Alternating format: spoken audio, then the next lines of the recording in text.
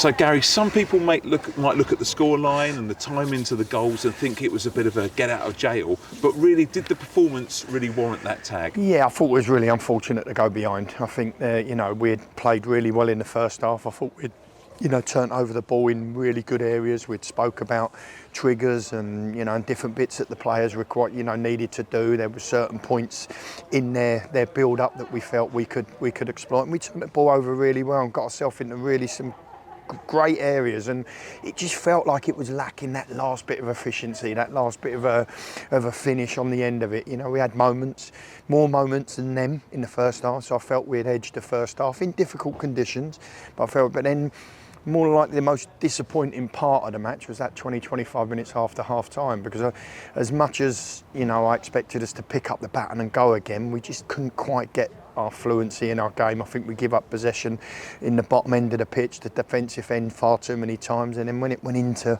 the central areas, we was a little bit loose and a little bit lax, and we just couldn't get any fluency in our game. Did they in that period? No. I think we cancelled each other out in that 20-25 minutes. So I wouldn't say we were second best in that period. We just wasn't as I feel as good as we were first half. And then the goal's really unfortunate. It's a great save by Mag, and we've watched it back. We've had the fortunate side to be able to look it back. It's about a yard or two offside, and I felt it was unjust. When you look at the passage of play, I'm not sure why the linesman see it as being onside. I know it was a quick action, but I'd have expected him to get that decision right. But I thought the reaction to going behind was excellent. I think you look at some of the performances, they really dug deep, and it was a tough pitch, tough conditions, and we had to show a side that that's going to serve us really well going forward. And we started to take the game to them without creating too many opportunities, but like what you want when you're sitting on the side and you look round at your bench, you want a reaction, you want a performance, you want, them game changers, them players that are game finishers, as we call them. You don't like to call them substitutes, and I thought all of them had an impact. I said it in the huddle after. I thought every one of them in some way contributed to recovering the game, and that's exactly what you need to see. And we saw what it meant to Harrison.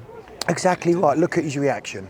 He's really fought against it. He's desperate to be part of this football club, because it's a great football club, and everyone that's in the building wants to do well for it. The fans are really sort of supportive and on him, and to get that goal was really pleasing for him, because he's had trouble with his knee. We're still, again, with new sports therapist in now in Mark, and he's going to do everything in his power to get him exactly where he needs to be. But yeah, it was a great delivery.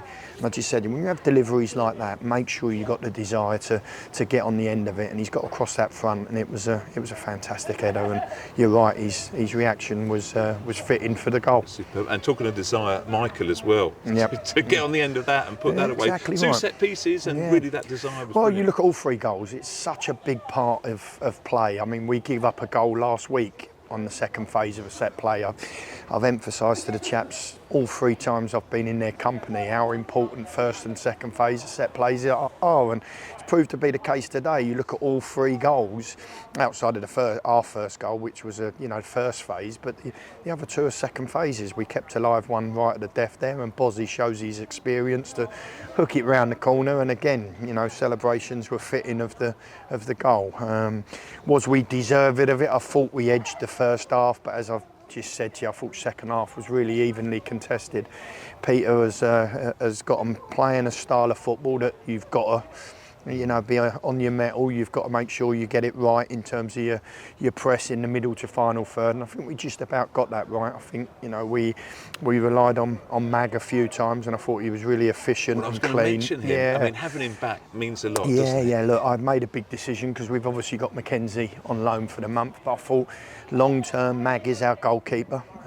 He's not been worthy of not being in the side on performance, and I thought today it proved to be the right decision, because I thought he was really clean, really efficient, and done his job admirably.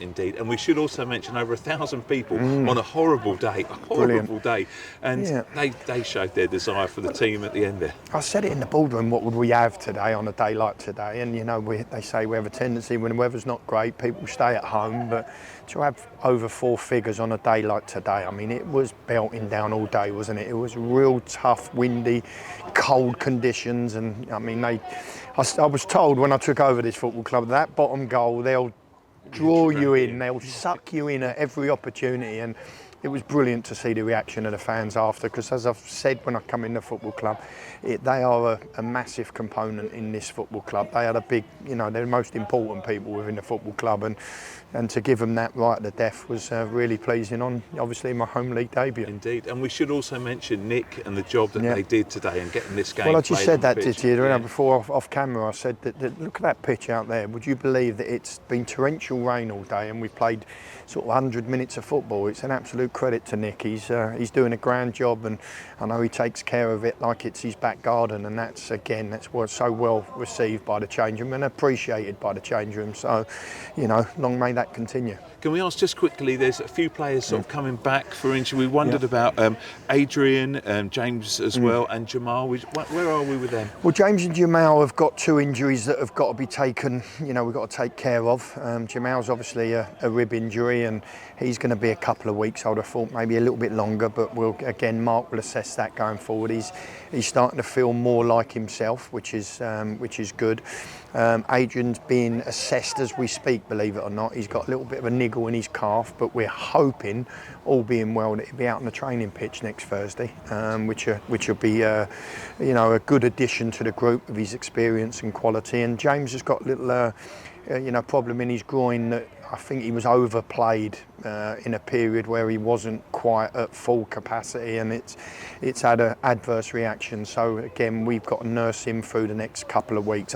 I'd like to think I'd have all of them players in question back before Christmas, you know, and available for selection. But you know, let's not go without saying of the 3 that haven't made the squad today that are really important in George Sippets, Daniel, and obviously young Tom. You know, we had 19 really good players to select from today, and when the returning players come back, it's going to be a tough test to, and you know, Riley coming back as well. And you've mentioned Mark, who's joined your team. So having these big players coming back from injury and players that are injured, Mark's an important part of it as well. He's been with me 16, 17 years. He's a massive part of my management team. I trust him, with every aspect of a sports therapist. He's a good person. I don't think there's anyone within football that wouldn't have a good word to say about him. The people that have worked with him, players alike, you know, they've been quick to tell me when they've gone on to professional level and levels above and teams above that he is the best they've worked with, and he's going to be a huge asset to this football club, and I'm so pleased to have them all with me. Obviously Danny and Fabs to start with, and now Mark. It's it really complements what we've already got in the building. Perfect. So two wins from 2 league games, and we're moving forward to Tuesday night. Yeah, well, the target, and I'm not shy to share it, was 9 from 9. We needed to get climbing up the table. I know that was a big ask. We played against 2 very similar sides at home here today and Tuesday, as in ball retention teams and good football sides. So today hopefully will serve us well Tuesday, but you know, we've got a few older players, experienced players in there, and they've got to make sure they do everything in their power to recover well and, you know, and re-energise and get themselves where they need to be for Tuesday. But I'm confident they will. Gary, thank you ever so much, and well done. You're welcome.